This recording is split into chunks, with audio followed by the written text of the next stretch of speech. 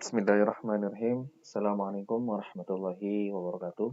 Selamat pagi semuanya anakku kelas 12 agama maupun kelas 12 bahasa yang dirahmati Allah. Kaifahalukum? Insyaallah bi khair semuanya. Oke, alhamdulillah pada pagi hari ini saya akan lanjutkan pembelajaran kita. Kalau sebelumnya kita sudah mempelajari tentang keadaan geografis Indonesia atau Nusantara sebelum datang Islam. Sekarang kita akan mempelajari tentang sejarah masuknya Islam di Indonesia. Kita lanjut dulu. Soalnya semuanya sudah punya bukunya ya, buku PDF. Kalau misalnya belum, silakan di-download. Linknya masih ada di e-learning. Selanjutnya, bagaimanakah Islam masuk ke Nusantara? Kemarin kita menggambarkan bagaimana Nusantara sebelum datang Islam. Yang jelas, Nusantara itu memiliki suatu wilayah strategis yang mana di sana terdapat para pendatang yang mana terpusat di Selat Malaka. Nah, sekarang bagaimana ke Islam masuk Nusantara? Nah, itu Islam masuk Nusantara melalui ada jalur masuknya, ada juga strateginya. Jalur masuknya dalam Indonesia ini ada beberapa teori. Yang terkenal ada 4 teori. Teori Gujarat atau India, teori Arab, teori Persia, dan teori Cina. Kemudian ada juga strategi. Dalam teori tersebut, ya bagaimanakah strateginya dalam menyebarkan Islam ke Indonesia? Ada melalui dakwah melalui perdagangan, perkawinan, pendidikan, tasawuf, dan kesenian budaya. Untuk hari ini, kita akan mempelajari jalurnya saja, itu adalah teori-teori yang menggambarkan atau menjelaskan bagaimanakah Islam itu masuk ke Indonesia. Dimulai dari pertama adalah teori Gujarat.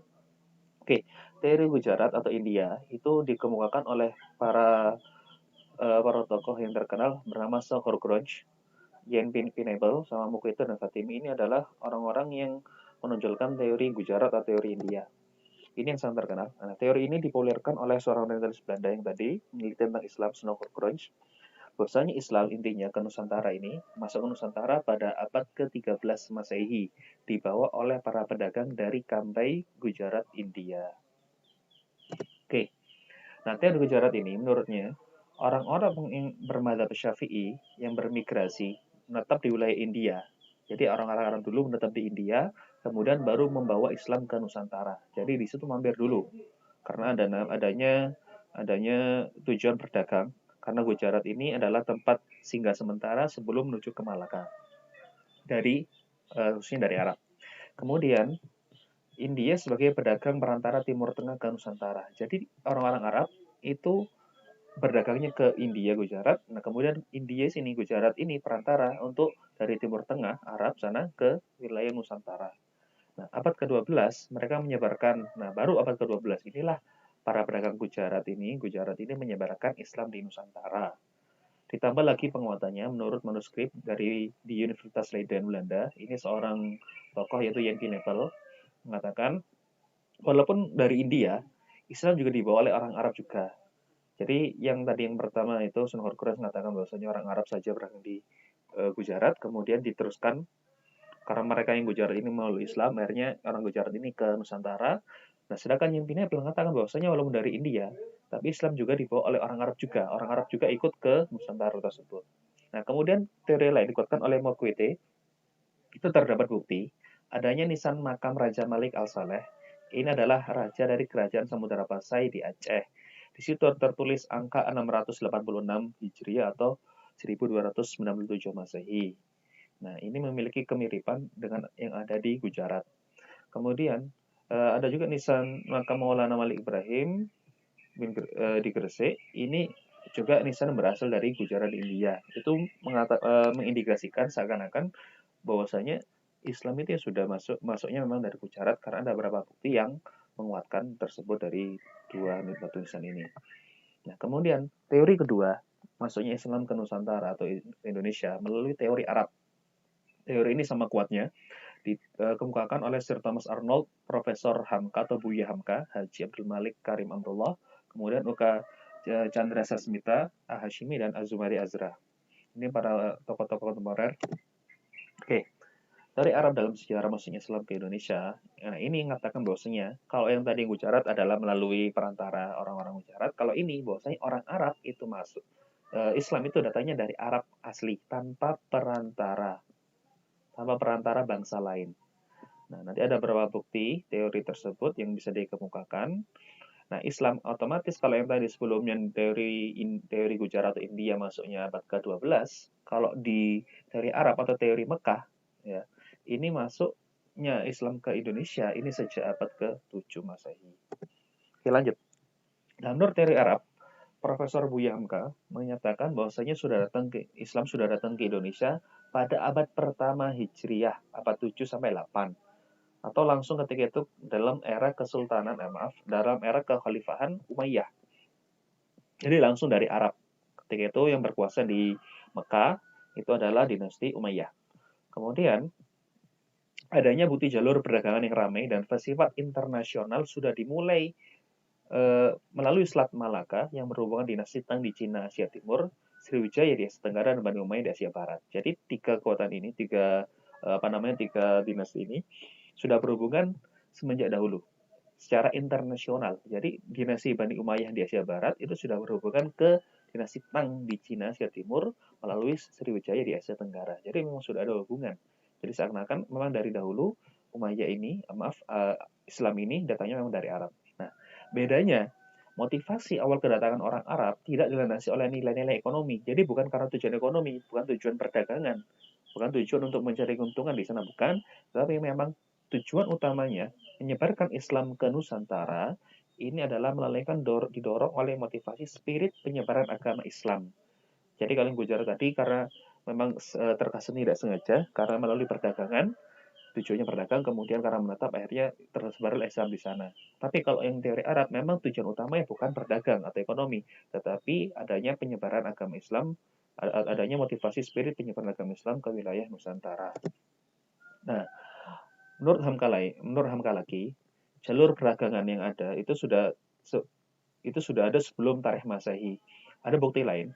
Di tahun 674 Masehi atau abad ke-7 ini ada naskah Tiongkok yang ditulis oleh pendeta Buddha Ising, dalam perjalanannya dari Kanton ke India, Kanton Cina ke India, transit dulu di daerah Boga. Nah, Boga ini sekarang adalah wilayah Palembang di Sumatera Selatan. Di sana dia mendapatkan sekelompok Arab, orang-orang Arab yang bermukim di pesisir barat Sumatera atau di Barus. Nah, komunitas tersebut ini adalah komunitas yang menjalin hubungan dengan kerajaan Sriwijaya. Mereka menikahi penduduk lokal sana, mengawini, kemudian memiliki keturunan yang banyak. Nah, mereka disebut dengan komunitas Tasi atau Pose. Pose ini adalah nama kapal yang digunakan oleh pendeta Buddha Ising ini untuk perjalanan dari Kanton ke India. Kemudian, menurut teori lain, menurut Azumari Azra, terdapat adaptasi bahasa dan budaya dari Arab yang diadaptasi oleh orang-orang Nusantara, seperti contohnya bersila. Duduk bersila ini merupakan kebudayaan atau kebiasaan dari orang Arab dan juga sebagian orang Persia. Nah, sedangkan ini sudah diadaptasi oleh orang Nusantara. Kemudian ada juga banyak bahasa. Menurut informasi saja, bahasa Indonesia pun itu sekarang kalau misalnya kita tahu, khususnya bahasa Melayu, itu banyak yang diambil dari bahasa Arab. Ada ribuan kosakata yang dari bahasa Arab. Kemudian Islam masuk, menurut Azumari Azra, Islam itu masuk abad ke-7, tapi baru dipeluk secara terbatas oleh orang tertentu seperti pedagang dan komunitas tersebut, dan baru menyebar secara masif ini di abad ke-12. Nah, bukti lain itu adanya makam Fatimah binti Maimun di lereng Jawa Timur. Nah, ini memiliki tulisan bahasa Arab. Kemudian ini mengindikasikan yang tertulis di sana itu wafatnya Jumat 7 Rajab atau 475 Hijriyah, 2 Desember 1082. Kemudian teori selanjutnya adalah teori jalur masuknya Islam ketiga melalui teori Persia. Ini dikemukakan oleh sejarawan Hussein Jayaningrat. Nah, teori ini berbeda sama sebelumnya. Kalau yang sebelumnya Gujarat dari India, Arab langsung. Nah, ini dari Persia. Persia itu sekarang adalah wilayah Iran. Dulu penganutnya adalah penganut agama Syiah, Islam Syiah. Nah, teori ini menitik beratkan tinjauan pada aspek kebudayaan yang hidup di kalangan masyarakat Islam Indonesia yang dianggap menyerupai dengan Persia. Jadi ada banyak aspek budaya yang seakan-akan memang diambil dari Persia. Nah, teori Persia ini dicetuskan oleh Hussein Jayaningrat. Dalam teorinya adanya pertama peringatan Asyura, peringatan Syuro atau 10 Muharram, yang mana ini adalah versi Syiah di Iran, merupakan peringatan wafatnya Sayyidina Husain dalam ketika terbunuh. Nah, di situ ada namanya keranda tabut. Jadi mengiringi keranda dengan tabut. Nah, versi A. Kemudian ini memiliki kemiripan yang dengan tradisi tabut di Sumatera Barat.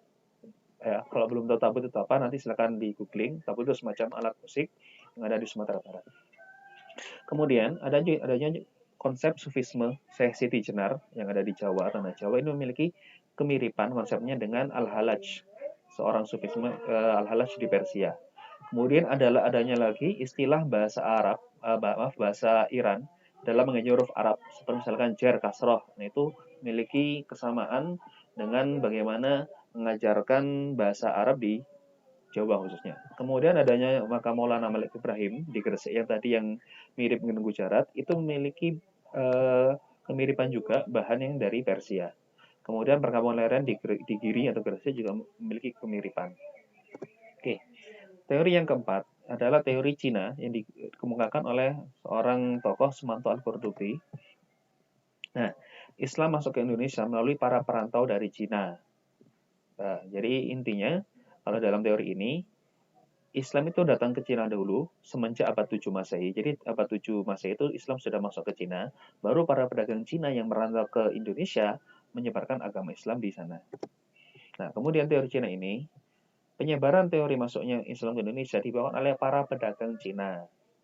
Buktinya adanya sejarah pergerakan masyarakat Muslim Cina yang berasal dari Kanton menuju ke arah Asia Tenggara.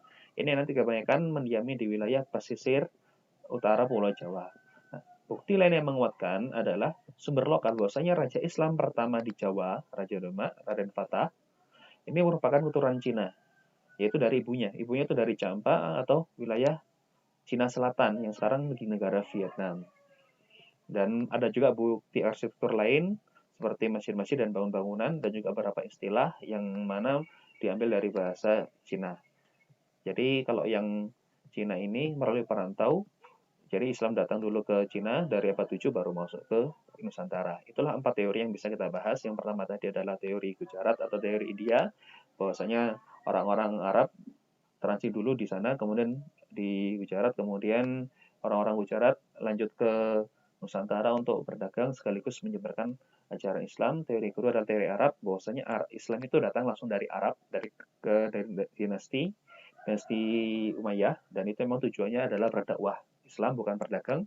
Yang ketiga teori Persia, itu melalui kebudayaan yang banyak kemiripan dengan orang-orang Persia. Dan keempat adalah teori Cina, bahwasanya Islam ini masuk dulu ke Cina abad 7, baru orang-orang perantau Cina datang ke Nusantara sekaligus menyebarkan agama Islam. Itulah 4 teori yang bisa kita bahas. Untuk selebihnya nanti kita akan lanjutkan di materi selanjutnya. Apabila ada pertanyaan ataupun yang ingin dibahas yang masih belum dipahami, silakan kalian tulis di komentar dan ingin kita bahas di pertemuan selanjutnya. Sekian, terima kasih. Assalamualaikum warahmatullahi wabarakatuh.